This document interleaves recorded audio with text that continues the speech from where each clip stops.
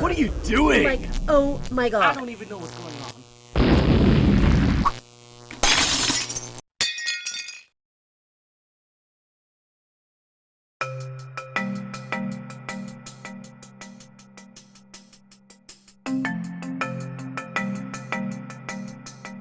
Player one.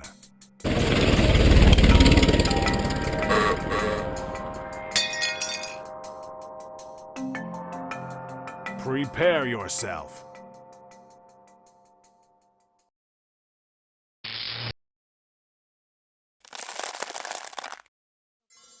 Don't forget cards at RitaYanez.com, and so am I. Under your bed. Turn on the light! Turn on the light!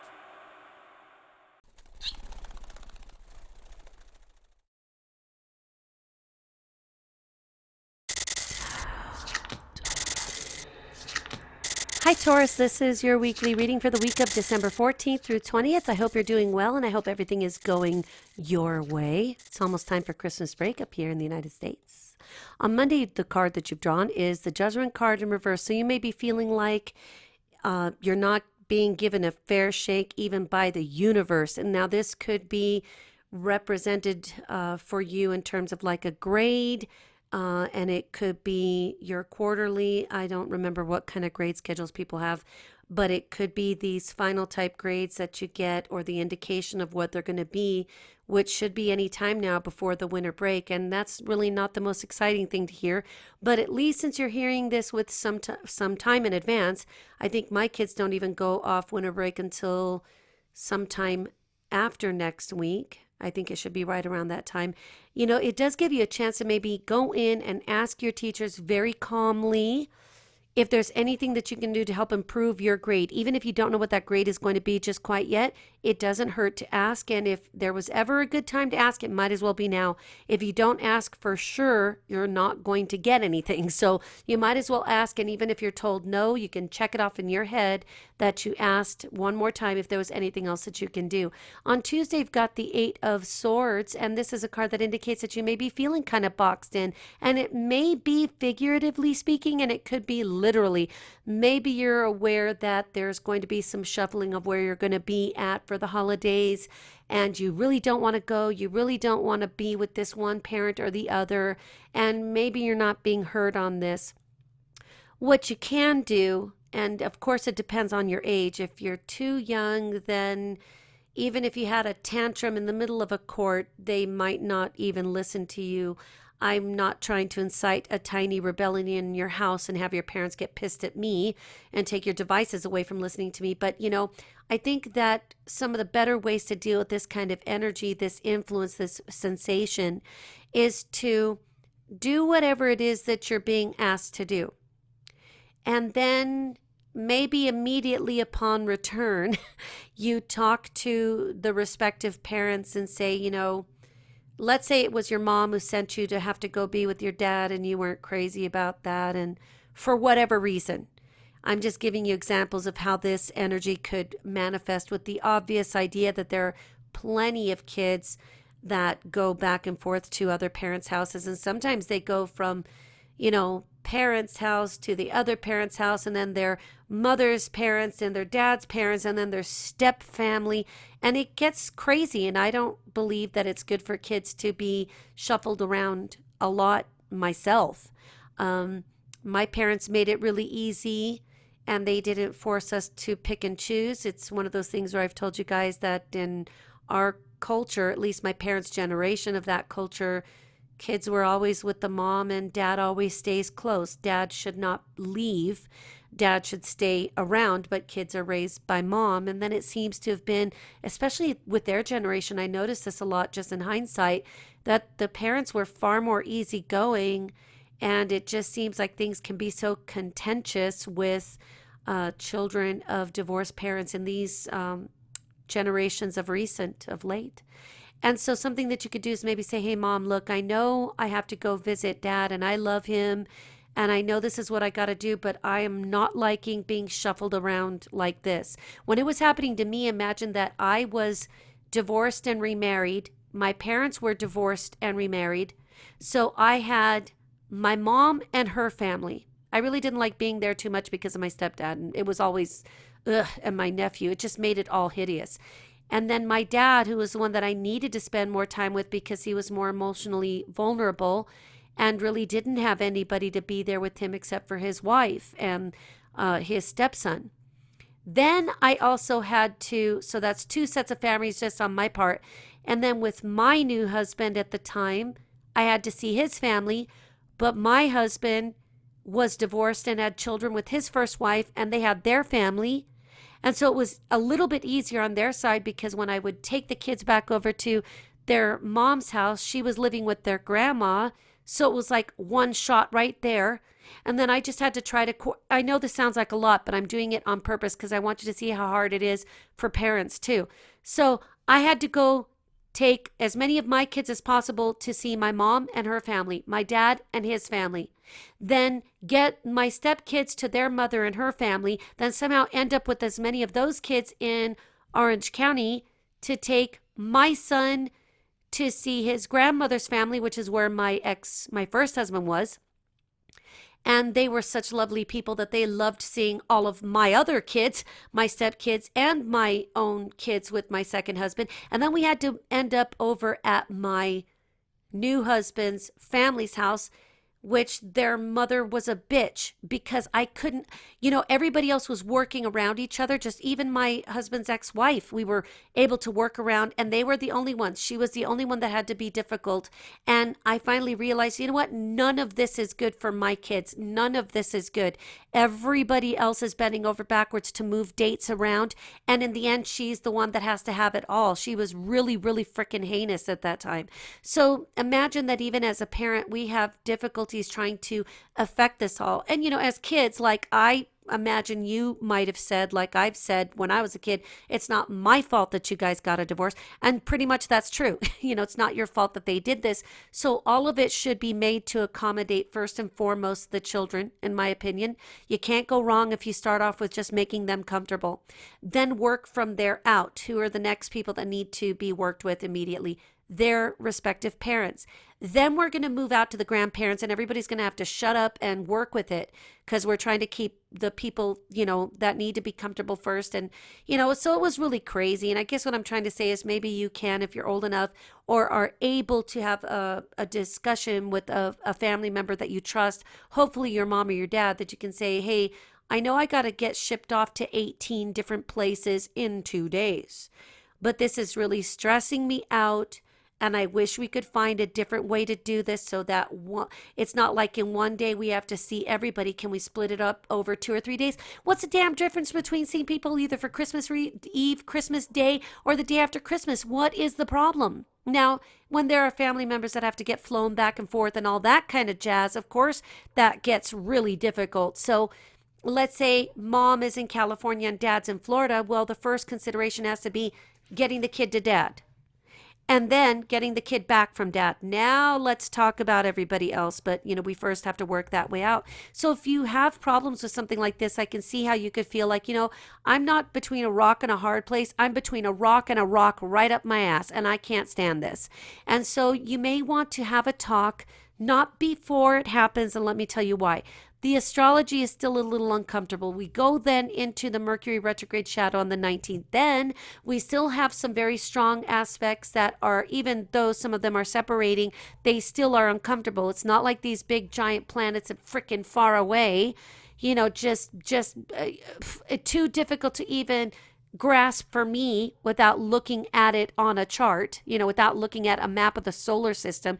Don't say it before, because it's just going to frazzle the adults' nerves first. Then what are they going to do? They're going to snap at you. They could get irritated. You're listening to me, and so I'm conveying to you all of these different scenarios of how freaking stressful it gets for parents that are trying to do the right thing. I'm the type that likes to walk in, talk to these parents and say, do what's good for your children first, then do what's good for you and their other parents, if that applies. Then do what's good for the grandparents and other family members and work that way out. If you're going to go crazy because your mother-in-law wants to be a bitch like mine was and doesn't want to bend and work with everybody else to make it harmonious, then that's fine. But I tell them to work with the kids first, because they're what matters first. You already have to work around work schedules and school schedules, then kids, and then you have to think about everybody else and everything else. So I wouldn't bring it up just yet, because it might just be like the Eight of Swords could have the straw that breaks the camel's back. And I say that because even though you would probably come across perfectly having Venus and Scorpio, your solar 7th house, okay, which is exactly the house where these kinds of considerations would be. It also would benefit you to remember that Virgo is your solar 5th house of siblings and the family home environment, as well as the 4th house, Leo, the home, but the 5th seems to be more affected, and even the daily routines with Libra having Mars there. We've got Jupiter and Virgo, the 5th house, that could make things blow out of proportion. You get my drift. Then the 6th house, we have the problem then that Mars and Libra doesn't want to fight, and you guys are like, hey, I was trying to bring up a creative solution, and then you go batshit crazy and then hurl a plate at my head. That's the thing that could happen with Mars in Libra. And for you guys, you could be on the receiving end, I believe, more so than on the delivering end, because you're younger, and so you're more honest and open, and you're not aware of the things that could make adults go freaking crazy. But I am, because I've seen it. I always have to think about things like, is this? And I admit that I've gotten way crazy before, just like I said, getting pissed off at my ex-mother-in-law, making it hell for the very people she was supposed to love, but really it was because she hated me so much, is what I figure. But in the end, it didn't work out that way anyway. She has like no relationship with my children, and she created that. So for the adults are the ones that I think could get a little more upset at other people, but you guys, I think, could be more on the receiving end. So with that said, on Wednesday, we've got the 7 of Cups in reverse, and this could be the idea that you might be feeling like, wow, I can totally envision how, look, I've even made a flow chart here, and I've got this Excel spreadsheet of how we can make the family work together easier. And then you've always got, no, Dad, I'm not talking to your mom because your mom's a crazy bitch. You're like, Dad. Mom's like, oh no, I'm not talking to your dad because he is completely nuts. And you're like, oh my God. Well, you might have more luck with this after the holidays wind down if you create and perfect your spreadsheet or flow sheet, your flow chart of where everybody can be. I wouldn't present it before because it could stress people out. I might want to suggest that you say something like, hey, I just want to, walk in during a commercial break if somebody's watching a program or something and say, hey, I would just like to make a small announcement that I do have an idea on a chart, in a graph. I've even got different alternate endings for how we could make the holidays more sane and comfortable for everyone. If you're interested, please see me at my office in my bedroom. And you might be able to pique their interest and then be patient with them because, like I said, they could get a little bit stressed out is the way it looks like more for you guys. I think that you guys actually are onto something for those of you that have already had the ideas of what I'm telling you. I think you're onto something because there is an aspect that will be made to your 11th house, which is really where you are part of what could be very healing if only somebody would listen to you, right? 9th house, 11th house, Mercury's in Capricorn, your 9th house, your thinking is very solid and grounded. 11th house, Pisces, Chiron is there, and a lot of wounding can be healed here. But, if they don't listen to your brainstorming, they don't benefit. On Thursday, we've got the Page of Wands upright, and this is a card that could indicate that you really do have an announcement to make that is fun and exciting. And I guess I could say that there could be an exciting piece of news that reaches you. And it could just be some local gossip about, something cool going on. Maybe you hear that your parents are going to let you take your very best girlfriend with you to go visit your dad so that you're not alone, and you feel like you've got somebody with you and you're like, yes, this is a win-win situation. I go visit my dad. He's happy that way. I do the right thing. I bring my little girlfriend with me. I've got a playmate, and then that way I don't feel so alone because maybe my stepmom is a bitch. I don't know. We don't want to tell them in their faces that's what we think, and don't let them, look, if you're their step parent, I'm sorry. I've been a step parent. I have kids. They've had step parents, and I know what that's like. So I'm just calling it like it is. Friday, we've got the High Priestess in reverse, and yeah, she could be a bitch. The High Priestess in reverse could be very difficult. Now, it could be also that you should be listening to your own instincts, your own gut, your own intuition, and you are not listening to it. Maybe this is that moment on Friday when you're like, right now I want to tell you what I really think, and I'd be back to going, shh, shh, shh, shh, shh, shh, shh, no, no, no, no, no, no, no. And then all of a sudden you do it anyway. So don't open mouth, insert foot. If there's something that you need to say, even if you are very validated in the reason why you need to call this person out for being the conniving, mean-spirited, wicked witch that she is, whatever it is that's going on, you're probably going to do a lot better if you just keep it to yourself. I wouldn't even commit it to a journal or to a text message. You could end up like sending it to the wrong person. That's kind of the snafus that start happening because Mercury starts to go into his pre-retrograde shadow on the 19th, and Mercury will be retrograde all of January. So with that said, it might be better for you to just, take it and channel it into something else. If you've got a little shoebox and can get some sand from a store or a playground or a beach, would be much better. Put some dry sand in a box and create a Zen garden. And when you feel like, you're going to punch somebody in the back of the head, then just go play with your Zen garden there. On Saturday, the Six of Cups is you maybe, hopefully, I think more so for you guys, spending time with somebody that you really care about. Maybe it's your other sibling. Maybe it's a step sibling or half sibling you only see on certain times of the year, and that this will actually go more smoothly for you. Maybe it will be all about you and that friend that you're getting to take with you.